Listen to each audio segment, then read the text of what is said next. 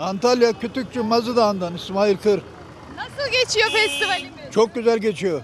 Hayranlıkla izliyorsun. Biz de yürüyoruz tabii, bunu izlemeye merak ediyoruz. Biz de yürüyoruz. Eskileri düşününce gözlerin yaşardı. 84 yaşındayım ben galiba, olacak haliyle tabii ya. Ne zorluklar çektiniz, neler yaşadınız? Ayak yalın, başı kabak, sığır derisinden çarık giydim ben. Çok zorluklarla büyüdüm Mazıdağ'ın üstünde. Kıl Çadır'da, Buyur. Kıl Çadır'da, Karaçay'da. Da yaşadık, mağarada da yaşadık, hepsini yaşadık. Mağarayı anlatın ya. Ya bizim burada mağaralar var. Dedelerimiz yörükmüş, oralara yerleşmişler. Ondan sonra değişti. Teşekkür ederim. Şimdi gençler lüks içinde ha? Amcama ben sanayiciyim.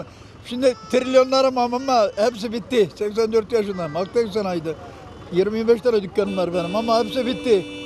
Antalya benim olsa ne olur, Korkuteli benim olsa ne olur. Ama şu da var.